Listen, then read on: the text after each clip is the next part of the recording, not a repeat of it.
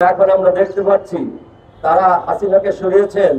হাসিনা যেই অ্যাডভান্টেজ গুলো এই দেশের জনগণের উপরে মাথায় হাত রেখে নিতেন, তারাও সেটাই করতে চাচ্ছেন। আপনারা সেই দিকটা শুধু সাবধান থাকবেন, আমরা যেন একাধিক হাসিনা এই দেশের সৃষ্টি না করি। একাধিক হাসিনা যেন আবার সুযোগ না পায় টাকা পয়সা চুরি করার আর জনগণের উপর খবরদারি করার এবং কথা না রাখার। আমাদের সন্তানেরা একটা দল করেছে, রাজনৈতিক দল, তারা প্রায় ভুল করে। আমরা বয়োজ্যেষ্ঠ, আমাদের অনেক কিছু মেনে নিতে হয়, আমরা মেনে নেই, আমরা তাদের বুঝাই। কিন্তু সব থেকে বড় ভুলগুলি তারা যেগুলি করেছে সেটা হচ্ছে তারা কিছুক্ষণ পর পর একটা বায়না ধরে।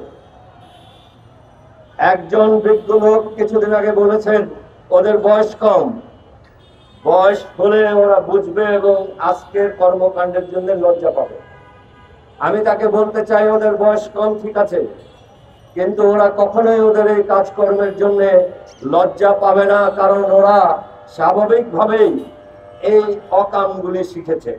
ওরা লজ্জা পায় না, ওদের লজ্জা নেই, ওরা লাজ লজ্জা পেয়ে পারিবারিক ভাবে ওরা লজ্জা পাওয়া সুশিক্ষা পায়নি।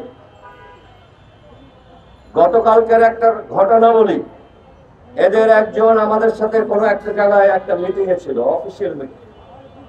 সেখানে তার বক্তব্যের যখন টার্ন আসে তখন সে অন্যান্য কয়েকটি দলের উৎসাহমূলক কিছু কথা বলে। অন্যান্য কোনো এক দলের একজন এটার প্রতিবাদ করেন এবং তাকে বলেন, আপনি তো কয়েকদিন আগে অমুক থানায় গিয়ে চাঁদাবাজকে রাতবেলায় ছুটিয়ে নিয়ে এসেছেন।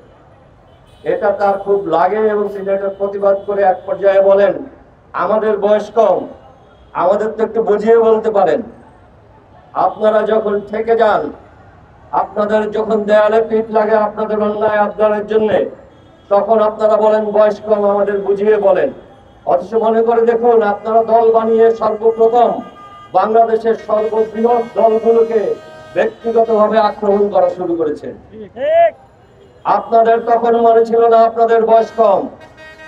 আপনারা যখন তখন বায়না ধরেন। এই যে নির্বাচন করার একটা বায়না, এটাও আপনারা ধরেছেন। কিছু বায়না আছে, বাবারা বা দাদারা বলে বয়স হোক এটা পাবি। আমি খুব সাধারণভাবে আপনাদের বলছি যে বয়স হোক, আপনারা যা চান সব পাবেন, আমরাই দেব। আমরা চাই আপনারা ভালোভাবে রাজনীতিতে উঠে আসুন। আমরা চাই আপনারা এই দেশের রাজনীতির হাল ধরুন। আমরা চাই এই দেশের রাজনীতি আপনারা সুন্দরভাবে পরিষ্কারভাবে পরিচালনা করুন। কিন্তু আপনারা নিজেরা নিজেদেরকে সময় দিন, আগে শিখুন, জানুন, রাজনীতির গলি গলি চিনুন। তাতে আপনাদের পা ফসকানোর সম্ভাবনা কম থাকবে। টাকার লোভটা ছাড়তে হবে। টাকার লোভ যে করবেন, চুরি যে করবেন এবং মিথ্যা কথা যারা বলবেন, মানুষকে অযথা হয়রানি করবেন অথবা কথা দিয়ে কথা রাখবেন না, মনে রাখবেন তাদের সাথে আমার বয়সী পিতা থাকবে না,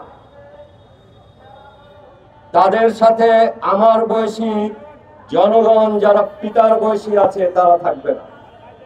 দুশ্চরিত্র সন্তান আমরা আমাদের সংসারে, আমাদের পরিবারে এবং আমাদের দেশে চাই না। আসুন আমরা সবাই আমাদের চরিত্র ঠিক করি, আমাদের নিয়ত স্বচ্ছ করি এবং আমরা সবাই জনগণের জন্য এবং দেশের জন্য ভাবি। আমরা আমাদের নিজেদের বাড়িতে কুড়ে ঘর ভেঙে দালান বানানোর চেষ্টা না করি। আমরা আমাদের পকেট ভারী করে আজকে রাস্তার পাশে একটা রেস্টুরেন্টে খাওয়ার বদলে ওয়েস্ট এন্ডে চলে না যাই। আসুন আমরা আমাদের আওকাতের মধ্যে থাকি। আসুন আমরা মানুষের সামনে প্রমাণ করি যে ক্ষমতায় গিয়ে আমার 10টা পা গজায়নি, 10টা হাত গজায়নি। সেটা অনেকেই আজকে প্রমাণ করতে পারছেন না, যারা উপদেষ্টা পরিষদে গেছেন অল্প বয়সে।